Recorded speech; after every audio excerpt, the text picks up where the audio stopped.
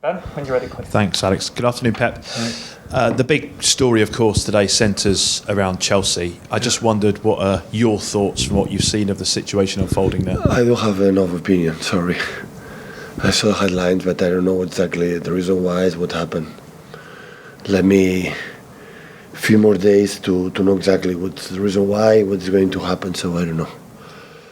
It's one of your Premier League rivals. I mean, essentially they're being heavily restricted in what they can and can't do, both around the club in terms of not being able to sell any tickets above season tickets, spending limited around home games, travel cost and spend limited to £20,000 for away matches. I mean, when you consider those logistical challenges, how difficult would that be for someone like Thomas Tuchel to manage in that situation? I said the same, I don't have an opinion. Let me... It's rumors and know what happened. I don't know what's going to happen next time. So, of course, for the position for the manager, for Thomas Tuchel and the players, so... it's uncomfortable and feel sorry for them because, they are there to do their jobs the best as possible. For the rest, I don't know. I have to wait. Does something like this have the potential to change the balance of power in the Premier League? I don't know. And what about your preparations for Crystal Palace? I know it's a few days away yet. We spoke last night about squad absentees potentially and who you might have available. Have you had any update as to whether you'll have any more players to be able to call upon next week? Well, like you say, it's still a few games, a few days before the Monday night game. We are in little bit problems because we don't have many players available. So hopefully, some of them came back at the end of the week. But today was regeneration training. The guys didn't play yesterday. Celebrate the qualification for the quarterfinals.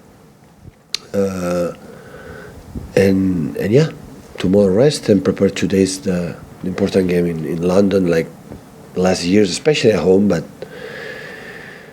seeing the run that the Crystal Palace have right now, just one loss in the last 8 games in all competitions, and the physicality they have, the well organization they have, the quality up front, especially with Saha, and when they defend it, it's so difficult to break down. Good counter-attack. So Selhurst Park is always a difficult place to go, and it's a final for us, so we know it, and hopefully we can prepare Saturday and Sunday well to arrive on Monday in a good shape to face the opponent. Hi, Pep. The Premier League is a global league, and obviously the owners come from a lot of different places. You've had a situation where you've been asked to answer questions that are not to do with football. Thomas Tuchel will have it now. Eddie Howe's had it. A manager is going to have to be sure that they're going to work for people that they want to work for, because you end up talking about subjects that are far removed from football. Yeah, when it was the COVID, we should talk about the doctors and medicine, and the vaccines. So, we are the face of the club because we are here every 3 days. So you ask freely whatever you want, but you have to understand there are subjects that we don't know, and we don't have a 1 hour lesson to speak or talk what you are asking for. So I can talk about my club. Always I feel comfortable talking about my club. For me, it's difficult about last week talking about situation for Man United. So I don't know. I'm not there.